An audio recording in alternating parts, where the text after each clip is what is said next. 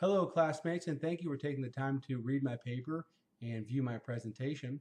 For my presentation, I decided to do an animation. The animation takes you through the history and some of the myths and the realities of minimum wage earners, the negative effects of minimum wage law, and why I believe that the law should be repealed that will help spur economic growth. I had some fun with the animation. I hope you enjoyed the video. I look forward to your feedback and look forward to seeing some of you for the very first time next week in Carbondale. Thank you. Mrs. Smith, I heard new minimum wage laws are being proposed. This means I'll be getting a raise, right? Well, Stanley, sadly I'm going to have to reduce your hours or let you go if Congress passes this law. I simply can't afford the $9 an hour wage. Wait, what? That doesn't make sense. I was told this new wage would protect people like me. Young, low-skilled, poor, trying to support a family, from greedy business owners like you. I don't get it. Please explain why I have to suffer. I thought I was serving you and the customers well. I'll work for less, don't let me go. I can't do that, Stanley. You see that guy in the donut aisle? He's from the government and he's here to help. It's illegal for me to allow you to work for less than what he says. Let me take you back to the beginning to fully explain when, how, and why minimum wage laws came into existence. Mrs. Smith, why are we in Washington in 1931? You see those two men? That's Representative Robert Bacon and Senator James Davis. Under pressure from unions, they wanted to keep migrating black workers from the Jim Crow era South from exercising their individual competitive advantage by taking jobs away from white workers at lower wages. To ensure that black laborers were excluded from government public works projects during the Great Depression, they passed several pieces of legislation called the Davis-Bacon Act. Why would anyone do that? That seems very mean. And how could they possibly get something that discriminating passed? That's easy, Stanley. If they tell the folks the bill is aimed at establishing minimum wages based on prevailing union wages, then it sounds so altruistic, Stanley. The reality was the law's true intention was to price low-skilled, non-union, and blacks out of the market, thereby providing no economic benefit to hiring black workers. You see, Stanley, this is how special interest groups like trade unions use so-called do-gooders to do their bidding. Union leaders and politicians are able to say they are looking out for the little guys, when the reality is they are purposely and insidiously undermining the economic and personal liberties of the free market system. That really stinks, Mrs. Smith. Those guys are ruining it for the rest of us. Am I right to suggest they are legally eliminating my right to establish my competitive advantage? You are exactly right, Stanley. Robert, I got it. Let's tell the folks we are looking out for them, and surely they'll agree with us and think we're swell, and, if we do this right, we'll have the unions on our side forever. We will be able to use this law whenever we want to stick it to those greedy business owners too. The folks will think we're on their side. This is too easy. I didn't think we'd be able to break the economic laws of demand, destroy individual competitive advantages, and forever change the rules of business at one time. Mrs. Smith, what are we doing in this mine? Well, Stanley, this is apartheid South Africa in the early 1900s. Remember what happened in the U.S. under the Davis-Bacon law? I sure do. You showed me how union bosses and racist politicians established minimum wage laws to price black laborers out of the market. Well, sadly the same thing happened in South Africa after World War II. White skilled and union mine workers were upset that black miners were working for lower wages while many white workers were off fighting World War II. When white mine owners wouldn't relent to the union's demands that they kick the lower skilled, lower paid black miners out and rehire them at higher wages, they went on strike. How did the politicians react? White nationalists and communists won elections in 1924 because of the support and alliance between them and the unions resulting from the strikes. The result was the passage of minimum wage and occupational licensing laws that priced blacks out of the market just as it did black laborers in the U.S. in the 1930s. Who are those sneaky-looking fellows? The fat guy is a racist politician, and the skinny conniving-looking man is the union boss for the white miners. Let me guess. The union boss is greasing the pockets of the politician to ensure he adds to the Mines and Works Act. to include minimum wages for unskilled black workers. Well, Mr. Watson, your campaign contribution is very generous. I think we can get this strike under control. I'll make sure those unskilled, black miners have wages so high that it forces those greedy mine owners to pay them as much as your highly skilled and very professional white members. This will ensure the black miners won't be hired because we've taken the competitive advantage away from the lower skilled black workers and eliminated any economic benefit to hiring those that don't meet the union standards. Brilliant. We'll look as if we're looking out for the safety and welfare of the little guys from the greedy mine owners by demanding higher wages for all workers. The mine owners will look like greedy capitalists and free marketeers. I bet over the course of time capitalists will get the blame for the black exclusion from the workplace and society. It will take a generation for them to figure out that folks leading the strike and demanding higher wages to eliminate black competition were socialists and communists. Haha, the joke's on them. Minimum wages means minimum employment. We know our economy is stronger when we reward an honest day's work with honest wages. But today, a full-time worker making the minimum wage earns $14,500 a year, even with the tax relief we put in place. A family with 2 kids that earns the minimum wage still lives below the poverty line. That's wrong. That's why since the last time this Congress raised the minimum wage, 19 states have chosen to bump theirs even higher. Tonight, let's declare that in the wealthiest nation on earth, no one who works full-time should have to live in poverty, and raise the federal minimum wage to $9 an hour. Mrs. Smith, is all that true, or is this just a politician telling us what people want to hear and have come to accept? Shoot, they're on to me. I better get out of here. So what the president claims isn't true? That's deplorable. We'd better get out of here. There is the man from the donut aisle. What's the deal with the interrogation room? Let's examine the fallacies used by politicians and special interests to push minimum wage laws. Yeah. Tell me the truth, because they told me I'd get a raise and all I have received is a pink slip. What is the truth about folks earning the minimum wage and what it will do to me and others? You've heard that minimum wage laws are necessary to keep business owners from taking advantage of their workers, right? I sure did. Isn't the government supposed to look out for me? Well, they're using the sweeping generalization fallacy to paint business owners like me as cunning reprobates interested in sticking it to the workers. They say the only way you'll get a raise is if they act on my behalf. You tell me, Stanley, when was your last raise? Come to think of it, it was only after a few months on the job. Hey, you didn't start me at minimum wage anyhow. What gives? The truth is that 67% of minimum wage earners receive a raise within their first year. And it is around 13%. And yes, Stanley, I hired you at more than the minimum wage, just like the rest of the 95.3% of hourly workers in the U.S. That's according to the Bureau of Labor Statistics, so you can take that to the bank. You don't need the government, you just need to work hard and prove your worth to your employer and things will be fine. What about the millions of families the president said are trying to support a family on minimum wage?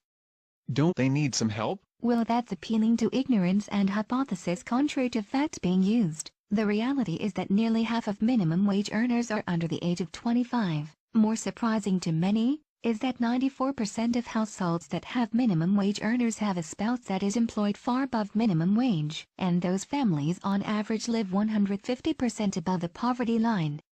All this can be proven by studies from the Heritage Foundation and Bureau of Labor Statistics. So what you're telling me is that many of these so-called desperate workers are young newcomers to the labor pool or secondary wage earners. Correct, Stanley. Though some are trying to raise and support a family.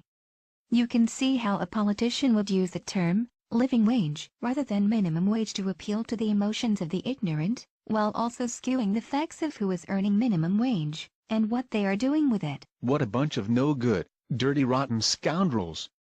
That would make stuff up like that just to make us go along with their plan. Here's the best one yet. They also use appealing to the crowd and the straw man fallacies to say increases to minimum wage will relieve poverty. Surely it will, Mrs. Smith. After all, they will be bringing home more money. First, we must remember that poverty is relative. The so-called poor people trying to support a family on minimum wage according to the president have access to at least one vehicle, air conditioning, satellite TV, cell phone, shelter, food, clothing, and the Earned Income Tax Credit. And second, according to a Cornell University study, in spite of minimum wages being increased in 28 states from 2003 to 2007, no positive effects on poverty levels can be reported. One reason is, if you recall, most minimum wage earners are secondary household earners that already live above the poverty line, so their increase has no effect on the poor. If this fallacy was true, then why wouldn't we make minimum wage $25, $50, or $100 an hour? Or why wouldn't poor nations like Haiti simply enact minimum wage laws to combat poverty? Okay, I get it. Politicians and special interests are out to make me feel bad. You look greedy, and themselves look like saints. So be it. What impacts do these laws have on me? Okay, where are we now, and who is that? That's my good friend Dr. Williams. And we're going back to school so you can learn Economics 101.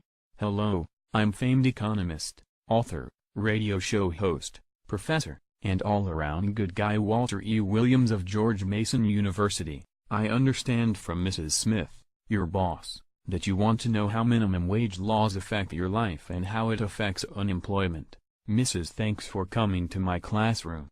You've done a great job of showing the discriminating history of minimum wage laws as well as the myths politicians and the media extol about minimum wage earners.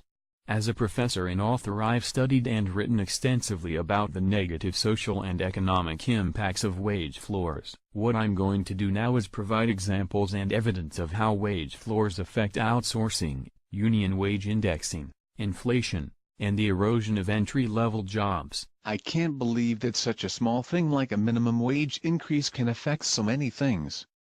Tell me about discrimination first.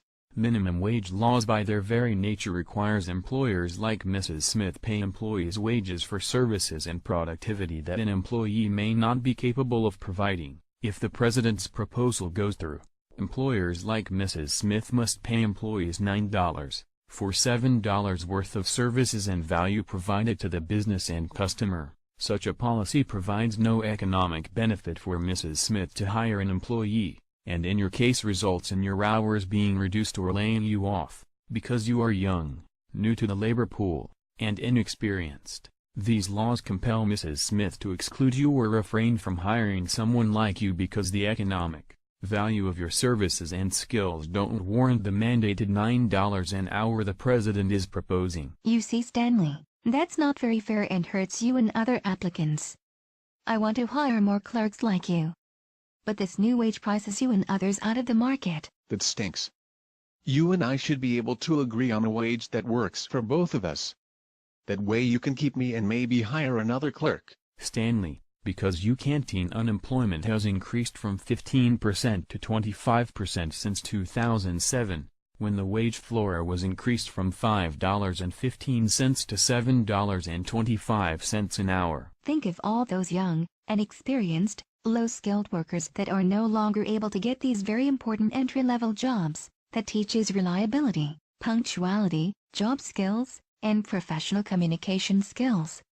Over time, this barrier to entry-level work erodes the talent level in the labor pool. Chicken of the Sea Cannery provides a good example of what happens when labor costs are arbitrarily raised. What happened to them?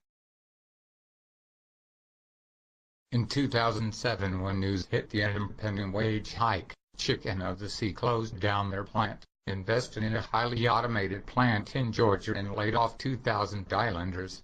What about this inflation thing I've heard about? Inflation is when the price level of goods and services rise, then purchasing power declines. By responsibly raising input costs like labor, Mrs. Smith has to raise prices on her items. When she does that, fewer people can afford her goods, thus creating declining sales volumes that may compel her to cut back on her staffing. When that happens, you have less money to spend, and that money now buys less than it previously did. In turn, it creates a level of need for dependence from the government. You see the protester outside. She can't be hired because she has low skills that don't warrant minimum wage. She blames Mrs. Smith and you. And then looks to the government for everything. This creates a vicious cycle of dependency and keeps poverty high, and employment low, for low-skilled workers. This is what the government wants. We better get out of here. There's that man from the donut aisle again. Dr. Williams, what on earth are we doing on a farm? Yeah, what are we doing here and what does this have to do with minimum wage laws? I brought you here to show how minimum wage laws affect everyday life. Mrs. Smith, you'll enjoy this as a business owner. See that fence? Well, it needs finishing using one of two techniques. You could hire 3 low-skilled workers for $15 each, or you could hire 1 high-skilled worker for $40. Either way, you get the same amount of fencing. If you sought maximum profits, which production technique would you employ?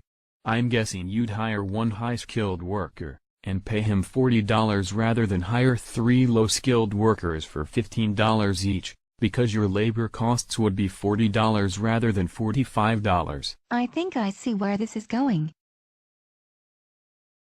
Now suppose the high-skilled worker came into your office and demanded $55 a day. You'd hire the 3 low-skilled workers instead, wouldn't you? Yeah, because hiring the 3 low-skilled workers for $45 to get the same fence built would be cheaper than the $55 a day the high-skilled dude is now demanding. Oh no, what are they doing here? Stanley, that worker isn't stupid and knows you'd hire the low-skilled workers.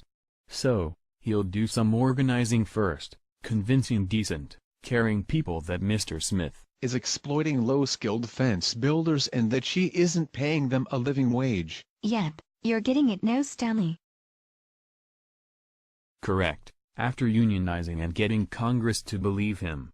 The do-gooders in Washington will enact a minimum wage of $20 an hour. Now what do you think of our chances of the high-skilled worker successfully demanding $55 a day? Of course they'll go up because the coercive powers of Congress priced as low-skilled competition out of the market.